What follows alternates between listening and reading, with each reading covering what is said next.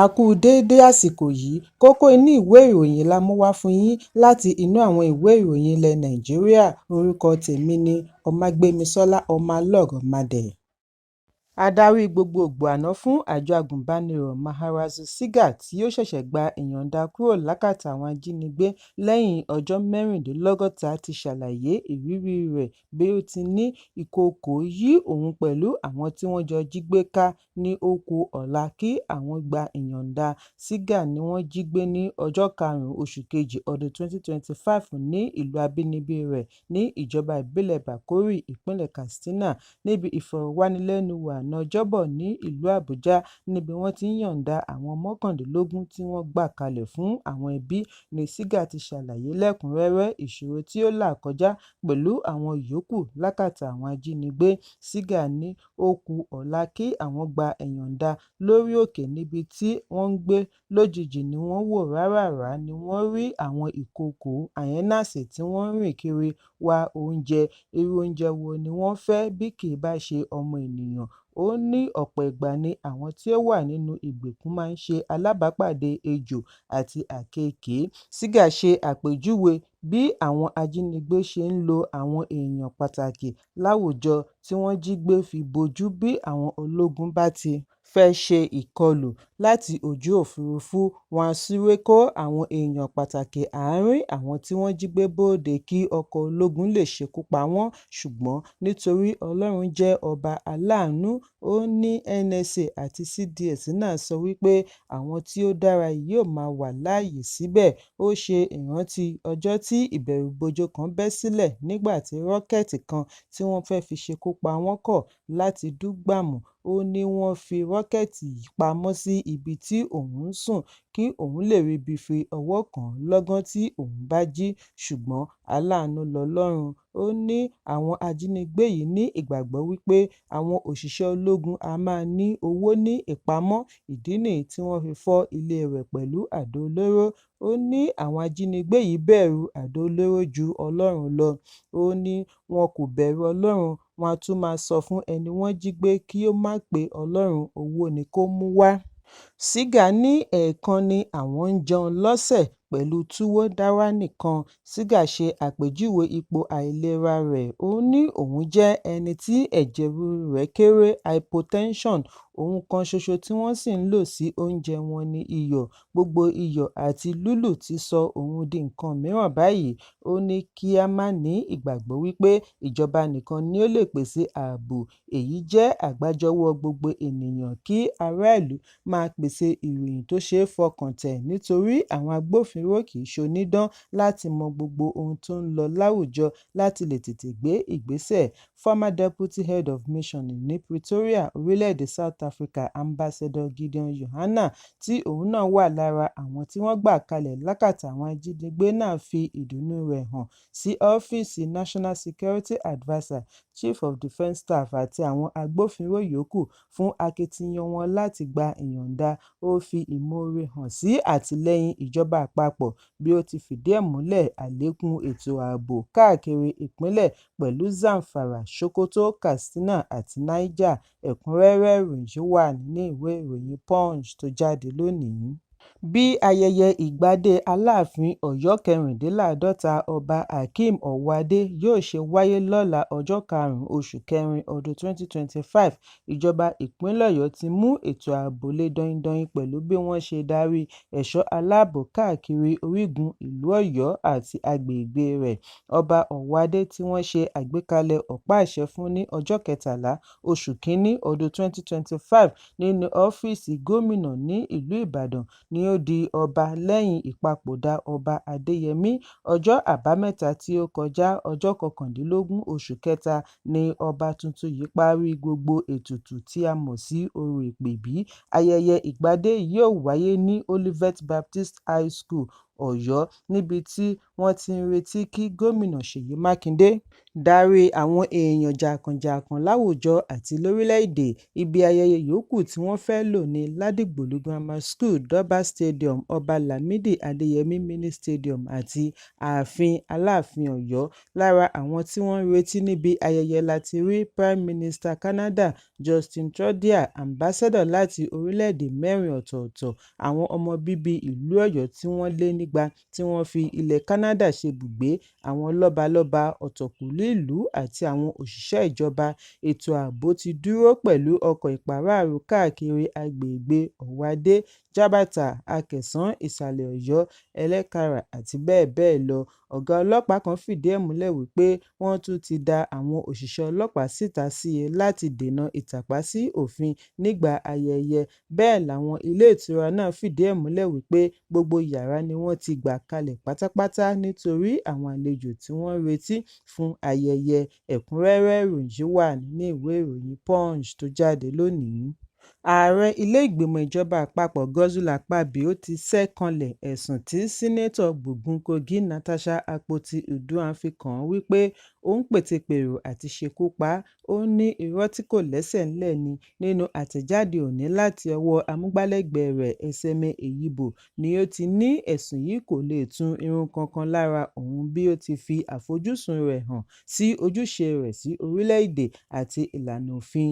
Eyibo ní àwọn tí ń gbáradì láti béèrè àforíjì láti ọ̀dọ̀ Akpoti-Uduaghan àti Sínátọ̀ àná Elisha Abbo wípé kí ó tètè kó ọ̀rọ̀ rẹ̀ jẹ pẹ̀lú títọrọ àforíjì láti ọ̀dọ̀ ará ìlú pẹ̀lú owó ìtanràn fún ìbanilórúkọjẹ́. Àtẹ̀jáde ọ̀hún ṣàlàyé wípé níbi Akpoti-Uduaghan tí wọ́n jáwé gbélé ẹ̀ fún ti ń sọ̀rọ̀ ní ọjọ́ 1 oṣù kẹrin ọdún 2025 ni ó ti fi ẹ̀sùn kan Akpabio wípé ó ti kàn sí gómìnà àná fún ìpínlẹ̀ Kogi Yahaya Bello láti wá ọ̀nà ṣekú pa á. Wọ́n ní ẹ̀sùn yìí kìí ṣe wípé ó jẹ́ irọ́ nìkan, ó tún léwu tí ó lè dá wàhálà sílẹ̀. Eyibo wá rán ará ìlú létí wípé Akpoti-Uduaghan ti kọ́kọ́ fi ẹ̀sùn ìbálòpọ̀ kan Akpabio, ẹ̀sùn tí ó jọ̀wọ́ láì ṣe àlàyé rẹ̀ lẹ́kùnrẹ́rẹ́. Wọ́n ní èyí kìí ṣe ìgbà àkọ́kọ́ tí ó ń fi irúfẹ́ ẹ̀sùn báyìí kan àwọn ìlúmọ̀ọ́ká láwùjọ fún àǹfààní iṣẹ́ òṣèlú àti ti ara rẹ̀. Bákan náà ni ààrẹ ilé-ìgbìmọ̀ da ọ̀rọ̀ tí Abbo sọ lórí ẹ̀rọ amóhùnmáwòrán Arise ní ọjọ́ 2 oṣù kẹrin nù wípé Akpabio ni ó wá ẹ̀sùn sí i lẹ́sẹ̀ tí wọ́n fi yọ ọ́ kúrò lára ọmọ ẹgbẹ́ ilé-ìgbìmọ̀. Eyibo fìdí ẹ̀ múlẹ̀ wípé Abbo ti kọ́kọ́ kó ọ̀rọ̀ rẹ̀ jẹ ní ọdún 2023 pẹ̀lú títọrọ àforíjì ojútáyé lẹ́yìn tí ó gbà wípé ẹ̀sùn òun kò fẹsẹ̀ múlẹ̀. Wọ́n tẹnumọ́ wípé yíyọ ẹsẹ̀ Abbo lẹ́kù ilé-ìgbìmọ̀ jẹ́ ìpinnu ilé-ẹjọ́ kìí ṣe tòṣèlú. Bákan náà ni ẹ̀sùn tí ó ṣe wípé wọn kò fún òun lẹ́tọ̀ọ́ lẹ́yìn tí wọ́n yọ ọ́ nípò jẹ́ irọ́ nítorí ìlànà òfin ni wọ́n ń tẹ̀lé kìí ṣe ìlànà ààrẹ ilé-ìgbìmọ̀. Wọ́n ní ìgbà kan náà tí àwọn wọ̀nyí ṣe ẹ̀sùn sì ṣe àfihàn wípé ó lọ́wọ́ òṣèlú nínú láti fi ba ààrẹ ilé-ìgbìmọ̀ lórúkọ jẹ́ pẹ̀lú iṣẹ́ rẹ̀. Àtẹ̀jáde yìí fìdí ẹ̀ múlẹ̀ wípé ààrẹ ilé-ìgbìmọ̀ yóò mórí lé ilé-ẹjọ́ bí ó ti ké sí ọmọ orílẹ̀-èdè àti àjọ lágbàáyé kí wọ́n má tẹ́tí sí gbogbo ẹ̀sùn, kàkà bẹ́ẹ̀ kí wọ́n wo ìgbìyànjú ilé-ìgbìmọ̀ láti ṣe ìgbélárugẹ òfin àti ìṣèjọba tiwantiwa fún ìlọsíwájú ọmọ Nàìjíríà. Ẹ̀kúnrẹ́rẹ́ ìròyìn wà ní ìwé ìròyìn Vanguard tó jáde lónìí. Ilé-ẹjọ́ tó ga jùlọ ti fi ìdájọ́ ilé-ẹjọ́ kòtẹ́milọ́rùn tí ó fìdí Julius Sabure múlẹ̀ gẹ́gẹ́ bí alága gbogbogbò fún ẹgbẹ́ òṣèlú Labour sí ẹ̀gbẹ́ kan níbi ìdájọ́ ìgbìmọ̀ adájọ́ ẹlẹ́ni 5 tí ó wáyé ní ilé-ẹjọ́ tó ga jùlọ ni wọ́n ti ní ilé-ẹjọ́ kòtẹ́milọ́rùn kò ní àṣẹ láti kéde Sabure gẹ́gẹ́ bí alága Labour lẹ́yìn tí wọ́n ti rí wípé kókó ẹ̀sùn dá lórí ètò adarí ẹgbẹ́.